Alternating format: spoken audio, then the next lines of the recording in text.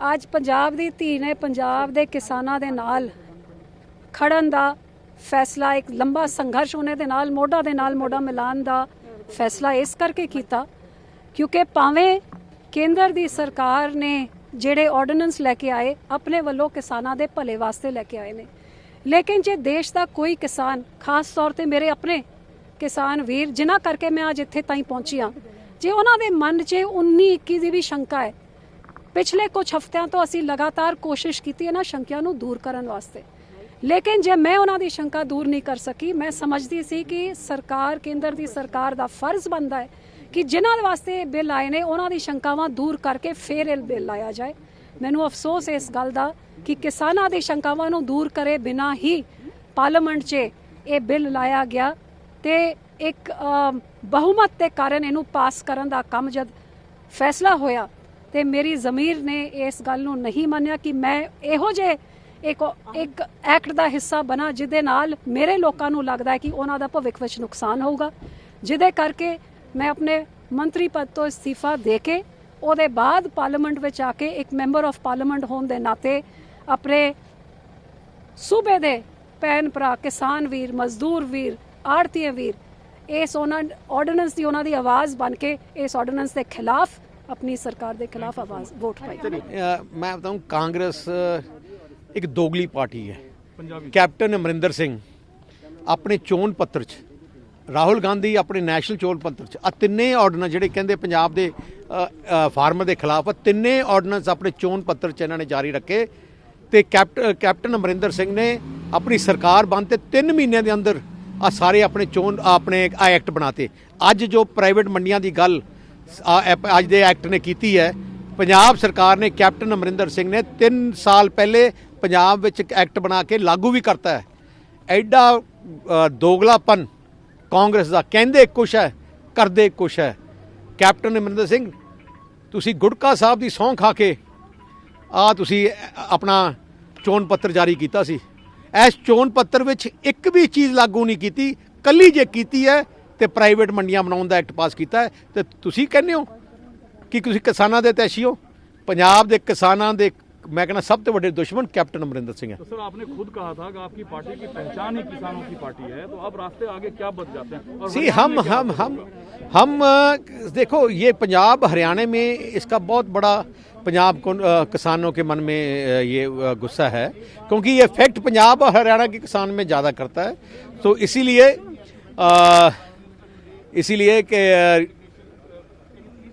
ये जो पार्टियां हैं, सबको सोचना चाहिए कि ये बिल का बहुत बड़ा नुकसान है। दुष्यंत चौटाला कैसे विरोध झेल पाएंगे फिर? मैं वो दुष्यंत चौटाला, वो आप अपना फैसला करें। देखिए, जहां तक भारतीय जनता पार्टी पंजाब प्रदेश का कहना है, ये किसानों के तीनों ऑर्डिनेंस किसान के हित में है। इसमें कांग्रेस जो है वो दोहरी राजनीति कर रही है और सिर्फ एक गैलरी से प्ले कर रही है और किसानों के हित को लेकर उस चिंतित नहीं है।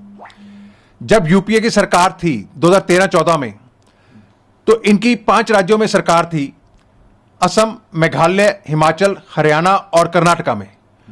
2013-14 में इन्होंने फ्रूट्स एंड वेजिटेबल्स को एपीएमसी से बाहर निकाला था यूपीए गवर्नमेंट में। उसके बाद इनका 2017 में जो पंजाब के चुनाव हुए, इनके कांग्रेस के मैनिफेस्टो में था कि updation of APMC act will be done to ensure direct access of farmers to national and international market through digital technology without tinkering with MSP. ये पेज नंबर 36.11 इनका है। उसके बाद जब इनकी पंजाब में सरकार बन गई, इन्होंने एपीएमसी एक्ट को अमेंड किया 14/8/2017 को, और उसमें ये सारी चीजें इन्होंने अमेंड की हैं जो अभी एनडीए की गवर्नमेंट केंद्र में ये तीनों ऑर्डिनेंस लेके आई थी, अब बिल बन रहे हैं वो। Permission of E platform, permission of direct marketing, declaration of market yards, establishment of seasonal market yards, establishment of producer and consumer market yards, तो अब एस्टेब्लिशमेंट ऑफ प्राइवेट यार्ड्स, ये सभी क्लॉजेज जो हैं पंजाब सरकार तो ऑलरेडी अमेंड कर चुकी है पंजाब में ये एक्ट।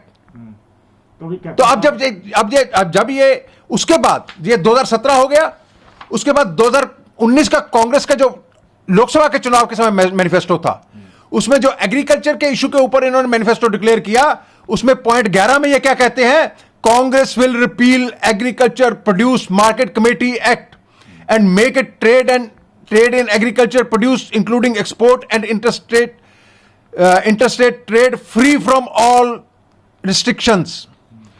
फिर पॉइंट 21 में कहती है essential commodities act 1955 belongs to age of controls, Congress promises to replace the act by enabling law, then that can be invoked only in case of emergencies. अब जो एनडीए सरकार ने किया है, एसेंशियल कमोडिटीज एक्ट को इसी तर्ज के ऊपर अमेंड किया है, और इसी तर्ज के ऊपर जब अब जो है किसानों को जो कांग्रेस का मैनिफेस्टो बोल रहा है वही चीजें हुई हैं, तो आज कांग्रेस क्यों विरोध कर रही है इसका?